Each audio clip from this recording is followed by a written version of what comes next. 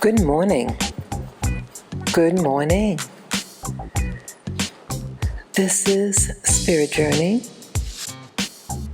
and it's the day after Christmas, 2019, and the time right now is 4:35 a.m. I've been awake now, I think close to an hour. Had something playing in the background and it woke me up. Interesting day yesterday. I want to talk about a video that I was watching yesterday. I saw a video on, it was more like a documentary actually. It's about the royal family of Monaco, Prince Albert. I remember some time ago I first learned about him. I can't believe how long ago I first was introduced to, not physically introduced to, but my learning about him over the internet. It was in 2005. Yeah, he had a child, what you call a love child, with this woman from Togo, or at least born in Togo. And she's a stewardess, and I think she's actually living in France. And she had panicked. The kid was like a toddler or 1-year-old. A young kid. And he would come around. The pictures of him holding the baby, he seemed like a really nice guy. But as you know, or many of you know, that Prince Albert of Monaco, his father had passed away. And there's, I think, 40 days of mourning that they do there. Okay, death is death, okay? And it affects everybody, But with this woman from Togo, which is a country in West Africa, she did a royal no-no. Yeah, she's just a regular person. She's not of any royalty. And she has a kid by this man. And the kid looks just like him, in my opinion. But she's human, and she panicked. And she panicked because, see, in this time of mourning, she lives where she lives, in France. And I presume she did not give, she didn't give the kid the father's last name, because I think the poo-poo would hit the fan because of the last name. They're going to ask, okay, who's the father? So she doesn't want to reveal to the public and have a scandal, So she does give the kid her last name and not his. And again, Prince Albert's in mourning because of his father's death. And she was being taken care of by Prince Albert. And she feared. What does she fear?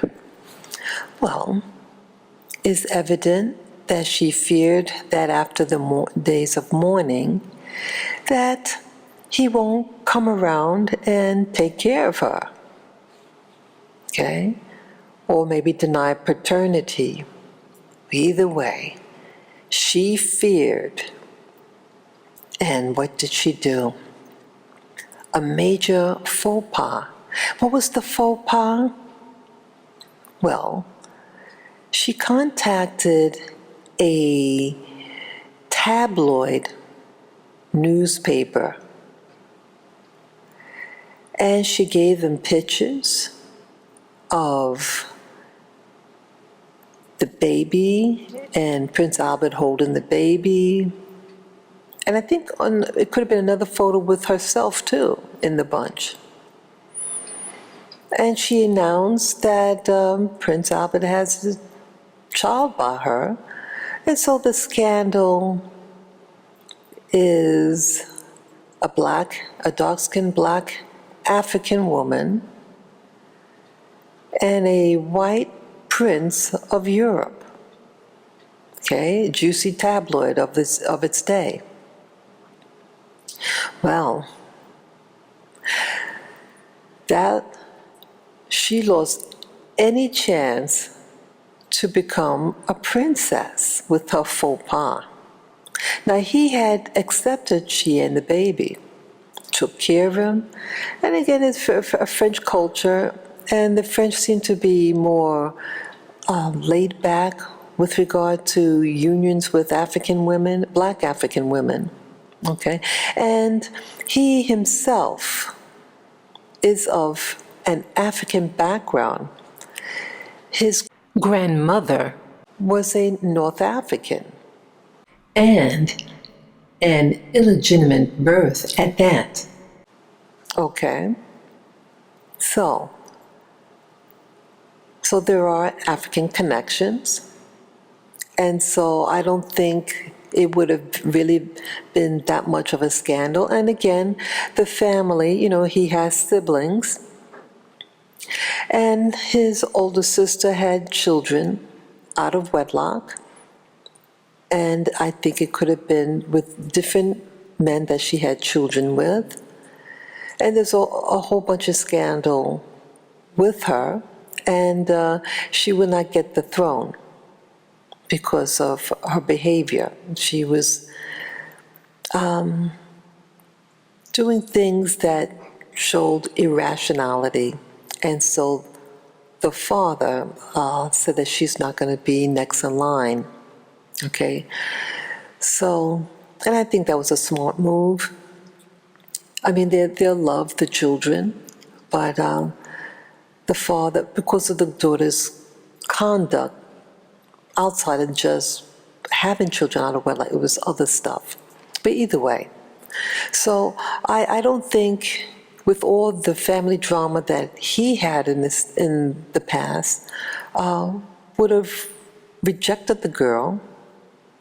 And but either way, she puts the news in a tabloid magazine, and yes, the media ran with it. And I saw an interview of Prince Albert responding, and the rage that he had this controlled anger, and explaining himself. And I feel badly. I feel badly for him because, again, his father passed, and it's not like he was a deadbeat. And there is such thing as DNA tests, so she didn't have to worry, but she did. And she did it the wrong way. She should have waited the 40 days of mourning and then discreetly inquire how it's to be handled. Okay?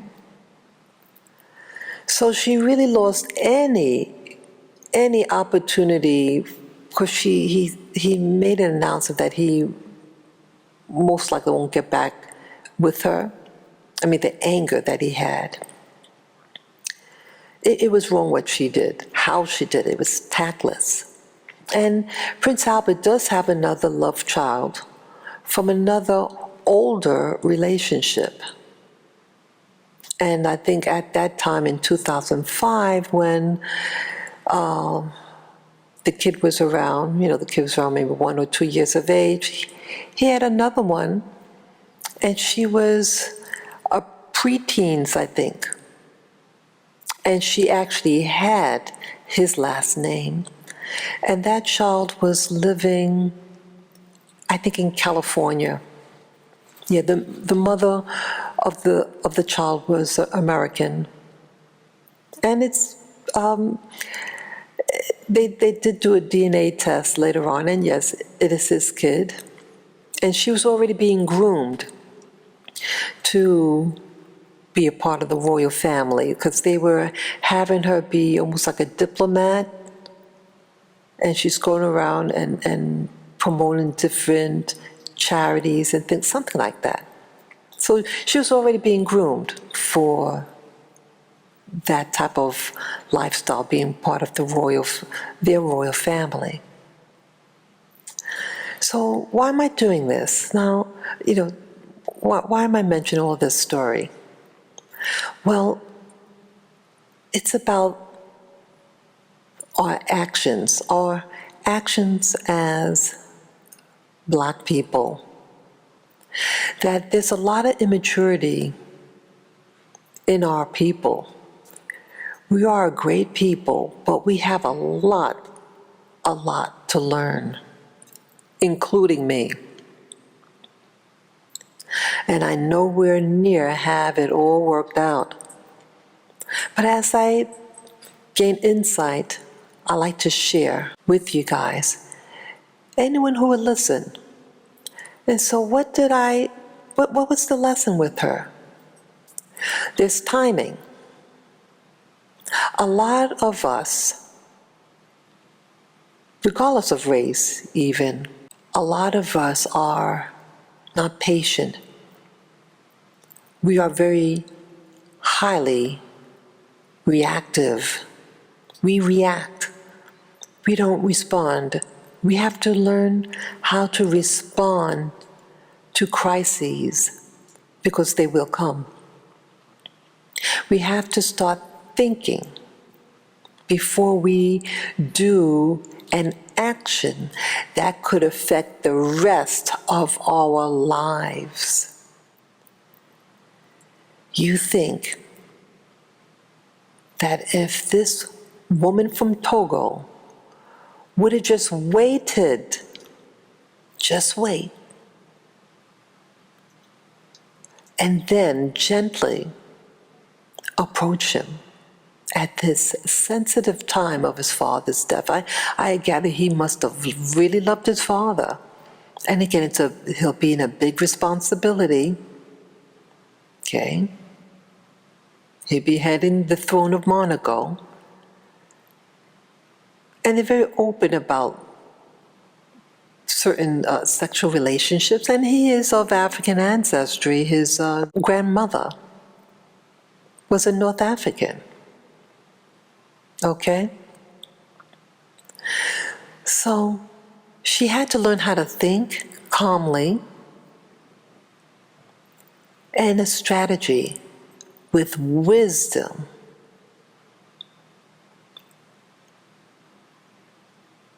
So we have to learn how to respond. And also be careful who we start families with. See, you have some women, of any race really, who get involved with men, and you want to entrap them. And then sometimes fear gets in there. Maybe fear of another woman taking your place. Maybe she had fear, oh, well, I'm an African woman, and he's going to choose somebody outside of me. And he do something foolish that you can't erase. She could not erase the tabloids once it got out, and the photos. It was so planned, her actions. So that really cut a dent in her supporting her kid. I'm sure he's still supporting her, the baby. But I don't think it'll be to the same intensity. We have to learn carefully who we get involved with sexually. And just because the person has a position or money doesn't mean that they're a good match for you. Now, if you fear that he's not going to completely accept you because of race or nationality or religion, then don't get involved with them sexually. Don't waste your breath. Okay? And then I'm reminded something else from this Prince Albert story, Prince of Monaco. I was watching the video on when when he got married, and the behind the scenes, and no, he didn't marry the woman from Togo. He married a white woman from South Africa. She was a swimmer. Now that girl played her cards right. And what she did, okay, now she was at a swim meet, or it could have been actually the Olympic Games, it's something, and she was swimming.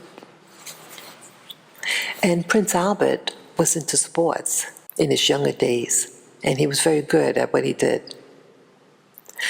And he sent message to her that he wants to talk to her.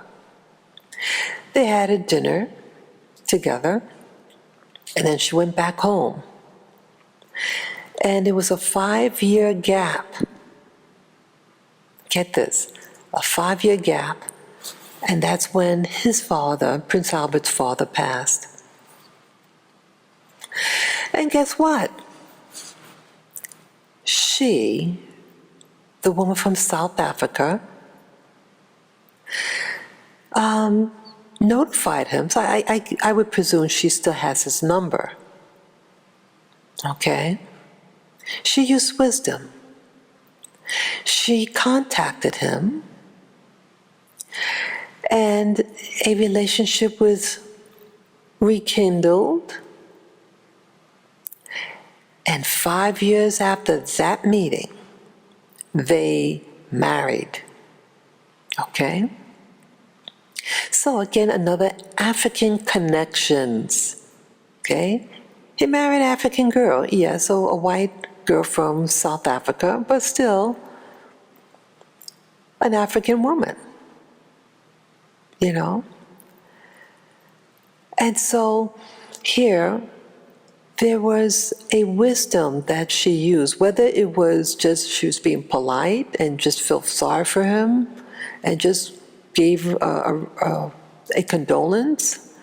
And again, the guy is a handsome guy, and you don't think that he met anybody in a 5-year period. I'm sure there's a lot of women there in Monaco and the region of single women who are beautiful, even the royal family. But he decided on her. When she called him back to give condolence, she took it easy and then lampooned him and got him. Again, I don't know definitively whether that was her plan and why she didn't follow up with it. Why did she not continue to see him from the first initial meeting? There was, again, a 5-year period. So it seemed like maybe she wasn't interested. So why did she become interested later on in the courtship that was to follow? But either way, she looks very happy. It's a beautiful wedding, and that's what they showed. They showed the wedding ceremony. And the woman from Togo blew it. And you have to, we have to take responsibility for our actions. We're full of fear. And that's what we have to change. But moreover than just the marriage and Prince Albert, they also showed, the behind the scenes, his residence, and in the past with the former ruler, his father. They never really show behind the scenes of the palace. And so Prince Albert is showing a different approach now, something more hands-on, more revealing to the public, to really showcase his kingdom or principality. And so it's showing a new approach, a newness, a nouveau. And the woman from Togo definitely would have been a nouveau in many aspects to the royal family of Monaco.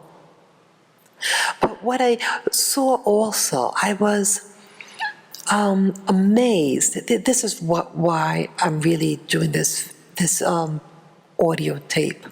I was amazed at their abilities to perform administrative duties,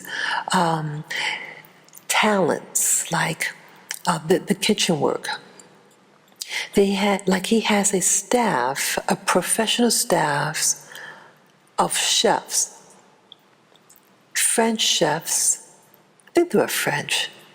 Well, one of them had a Spanish last name. But either way, they speak French in Monaco. And these men, these chefs, what I was very impressed with were their discipline of their food preparations. They take it to the level of artistry to such a high degree. And yes, I did have the opportunity to work in a French-run kitchen. I did pastry work some years ago, I started maybe 22 years ago. And I didn't stay long in the field, maybe 2 years, 2.5 years maximum. It was a short time. But I worked in a European managed, and the chefs were all European, and some of the chefs were French. And when I worked at a resort, the chefs were French, mainland France. And they take the art of cooking, whether it's pastries or other types of foods, they take it so serious. To such an artistry, as I said before. They take it seriously what they do. They are what they do. That's their mentality. They don't say, well, I'm just a cook, like in the States, that mentality. Oh, I'm just doing this because I can't get another job.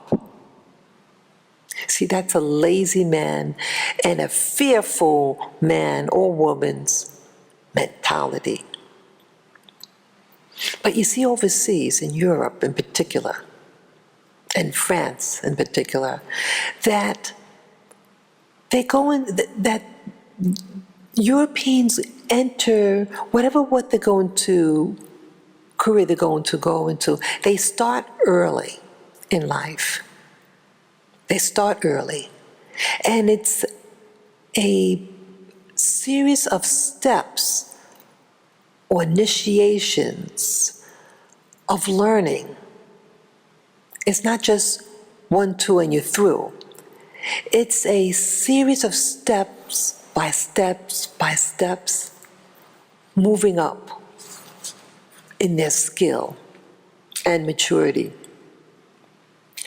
And in the States, everything is hurry, hurry, hurry. And they want one big step.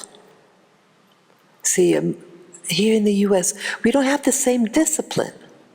We lack it, and we lack the maturity, like that woman from Togo.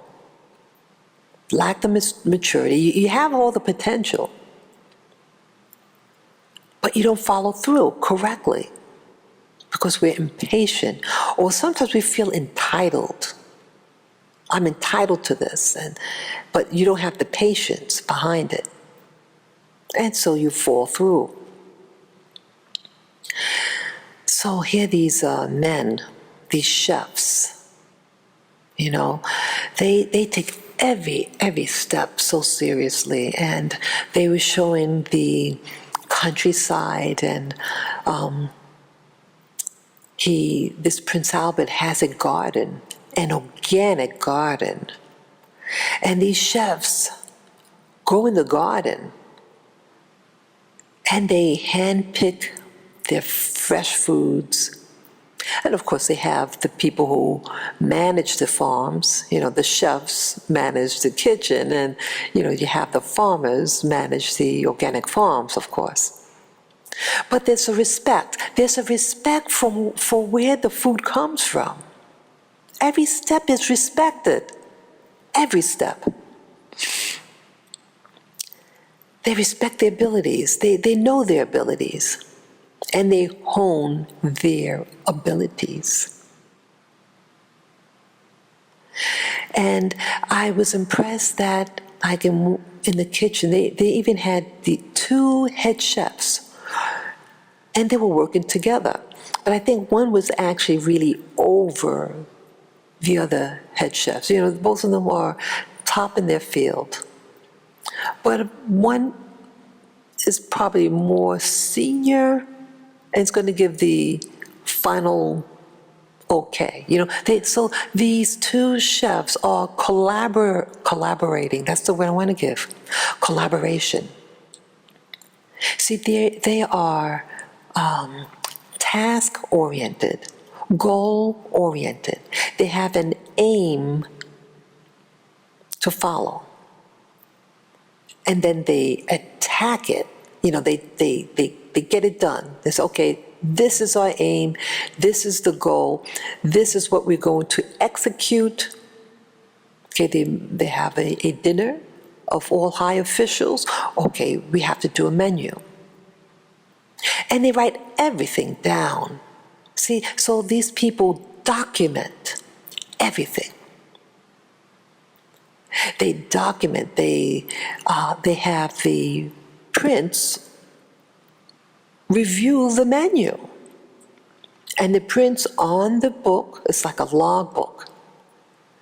And they document, and he writes in the book, that's what I was going to say. He writes in the book his comments about certain menus, everything. I said, wow. And they review how a particular menu worked or didn't work.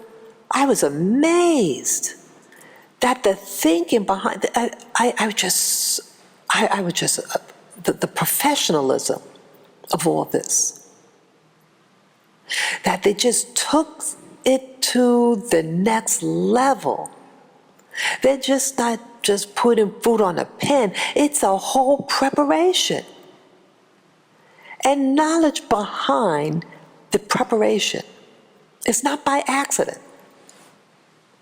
The outcome was not by accident when they made a menu and they prepared it. It was highly organized. So you have the chefs that create a menu. And then they also study the plates. They look at the plating. They have a separate room where the dishes, what they're going to eat out from, the platters that the food is going to be presented in is taken in account. Amazing, isn't it? Because the food has to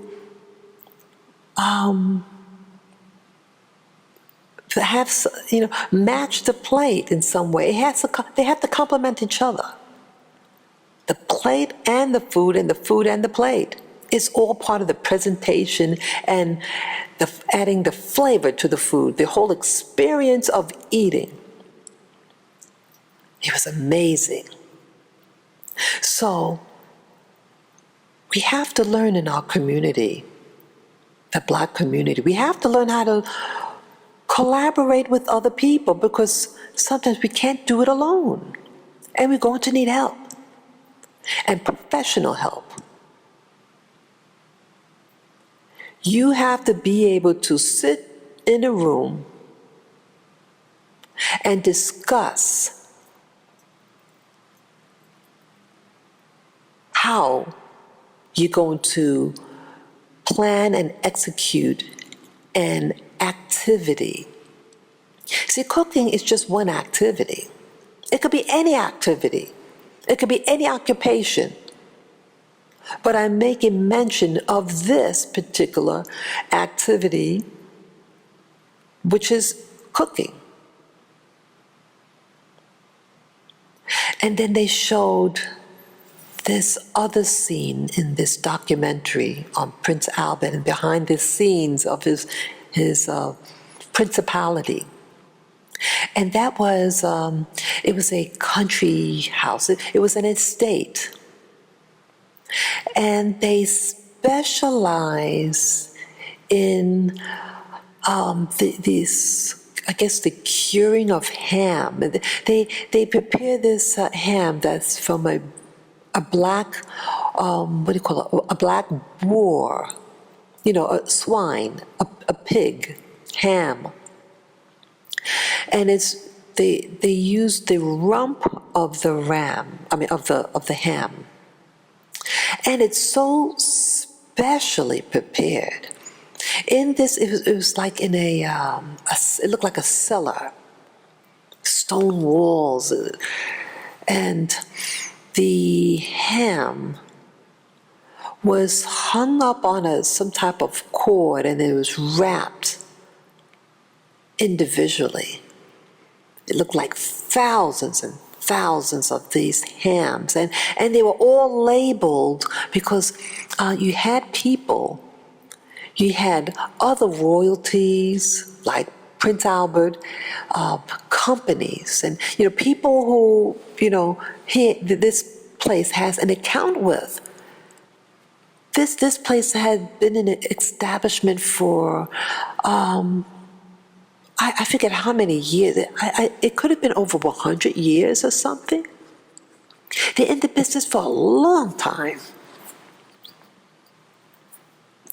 And they showed like how they wrapped the ham.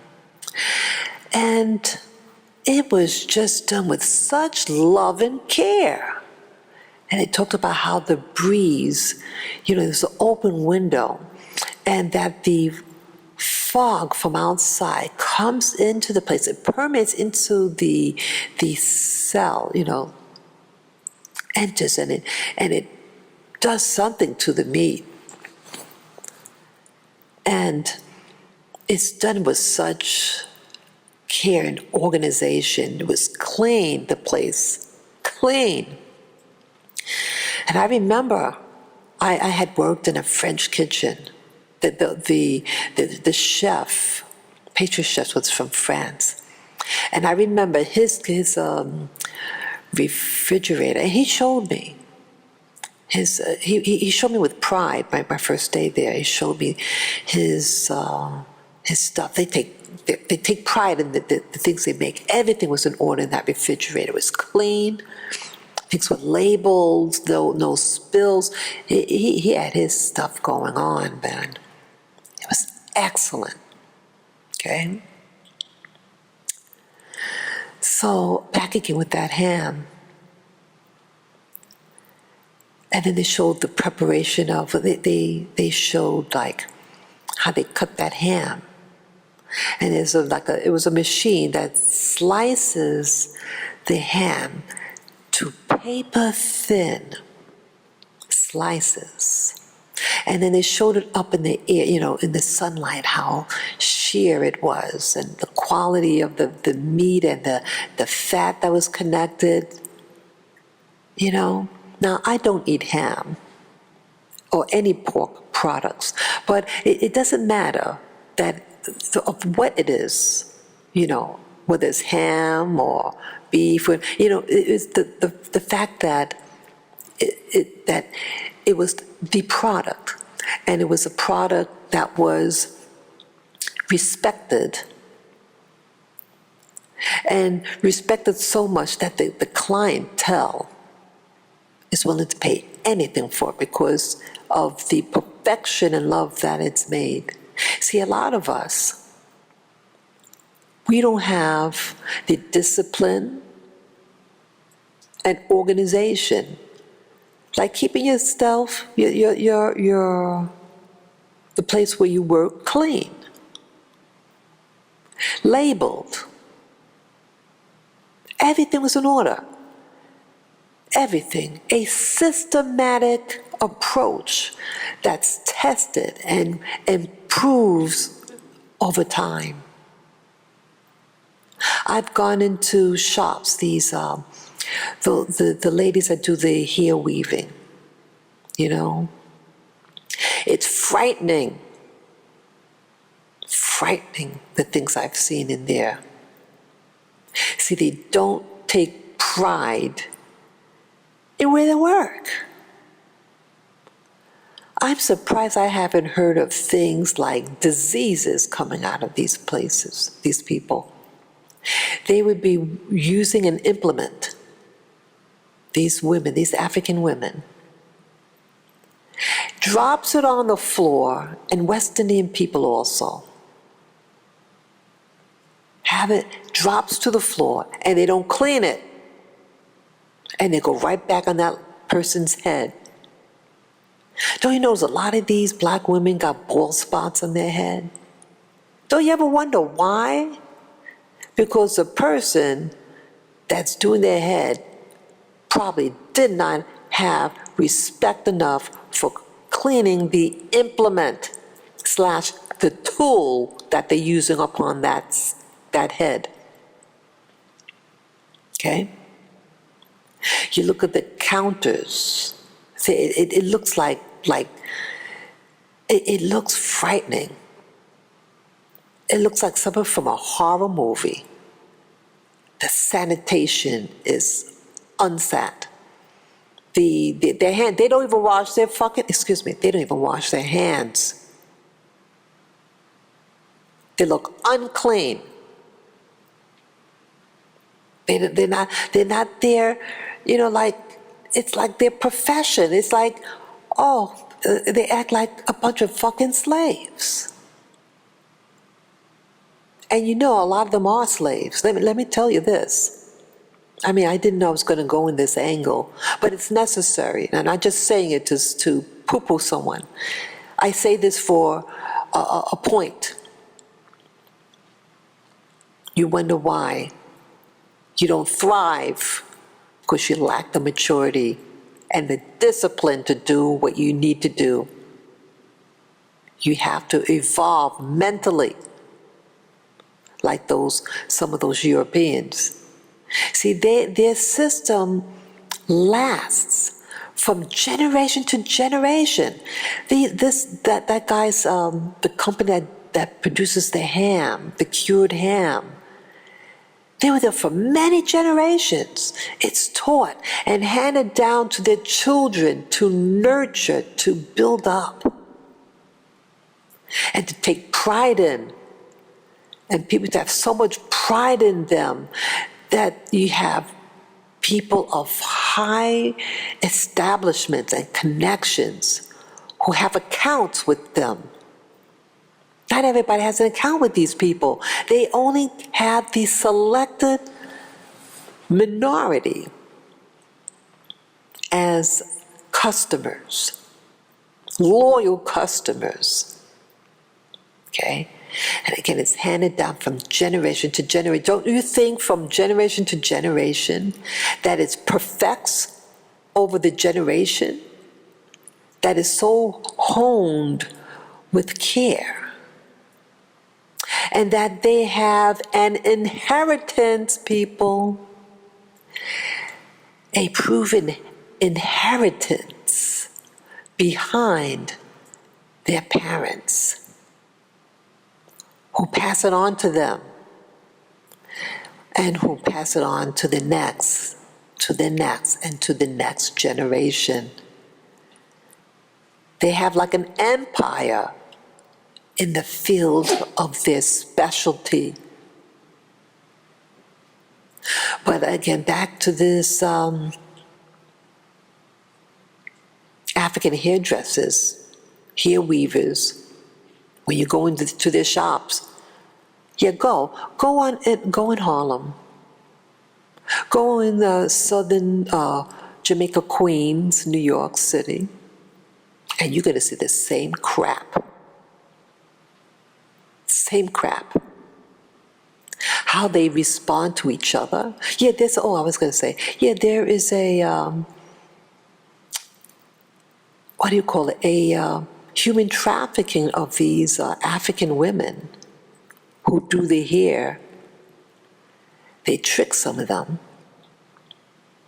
They say, hey, you want to go to New York and do hair braiding and make money? Yeah. Okay, just get your passport, and they get their passport, and they come. The guy said, oh, I'll hold the passport. And she trusting the fool, and he kind of like pimps them out. I kid you not. He rapes some of those girls. Says, you better do hair braiding. And you better give me the money. Confiscates their passports. They have to sleep on the floor. Okay? And there was a ring in New Jersey. These slave girls who do the hair braiding was in New Jersey, actually, in this one instance. And the girl escaped. It was I think they were husband and wife, this couple, who did this scheme to get the ladies to come over with, do hair, and then they confiscated their passports so they can't leave and abused them. So why do they even do that? See, this is where a lot of Black people fail. You have the talent. You have the talent and the skills in you, but you feel intellectually and management-wise. You cannot really produce out of slave labor because it's not love. So they come in, and fear these ladies have. And it also explains why the aggression. I went to one of those hair braiding places in Harlem, and a younger woman, she could have been in her late 20s, 30s, and she saw me come out of the subway, and hey, you want to get your hair braided? And I actually did go there to get my hair done. That's the only reason why I went up there. I said, sure. And she seemed very pleasant and polite. And as we entered into the threshold of the building, this other lady, this big-boned, heavy-set woman, started reacting violently and started yelling and said, I know this because she was my customer. I saw her before, blah, blah, blah. I just looked at her. I've never seen this woman in my life. I said, I've never been up here. And she still tried to bully the other woman to take, because see, they assume, oh, okay, she's an American, oh, she has money. I want that money. That's her mentality. See, you need to learn how to collaborate with projects. Okay, and you have to be willing to bring your butt out there and look for your own clients.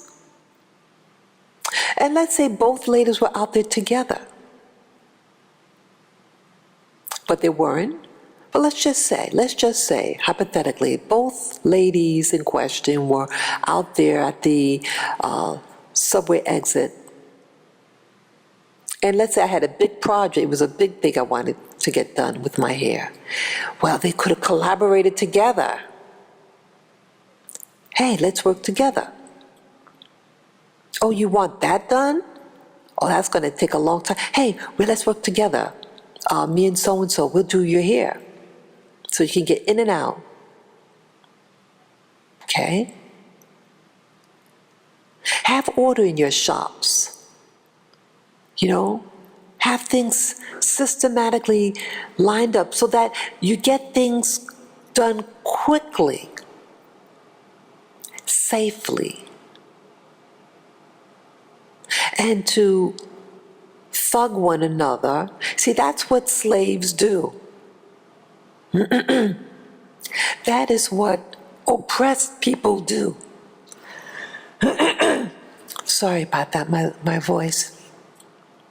And people who are oppressed and live in fear cannot really reach their potential because you're always trying to sabotage one another. And some woman that's in fear because the passport is taken away or forced to sleep on the ground, you get arthritis sleeping on the ground. You're in pain. See that? Have respect for your craft. Now, these ladies do beautiful work. But see, what if, a dynasty? To have it from yes, well, hair braiding is an African tradition. When I was growing up, I lived in the neighborhood that the American black girls, they did their own hair. The auntie or their moms did their hair. They didn't have anyone from Africa coming and doing their hair. They did their own hair. But now the Americans, they don't want to do their own hair, and so they're losing tradition, the know-how, and they let somebody, an outsider, to do it. And so you're losing your tradition, people, because you think you're too good to braid hair. Or you become ashamed about braiding hair because that's an African tradition. So you're poo-pooing your tradition. Well, people, do you see those European poo-poo their tradition of, let's say, curing ham? Or let's say, making fabrics for the royal houses of Europe? That's a whole procedure in itself. It takes many steps, like getting the wool, raising the sheep, you have people who specialize in certain types of sheep to produce a specific type of wool. It could be any product, or let's say linens. People. These Europeans aren't poo-pooing any of their traditions because it's their bread and butter. You don't respect your bread and butter, people. And so these African shops just blow in the wind. It has no continuity. They burn out. Baby, why burn out when you could thrive? You could thrive. See, this is just proof that who brought us slaves, black slaves, to America? You guys did. You black folks did that. You sold your resources for a shell, a cowrie shell. How shallow you are. You're fucking shallow. You only see the moment and you don't see your future. You don't build a future. You don't build a dynasty, people. You need to develop your dynasty. Whatever way you choose for your family to follow, it's your choice. Whether it be the hair braiding, whether it be the painting, whether it be making fabrics, whether it be a seamstress or tailor. Hand down your craft to your children. Or let's say you start a school and teaching students the perfection of your craft.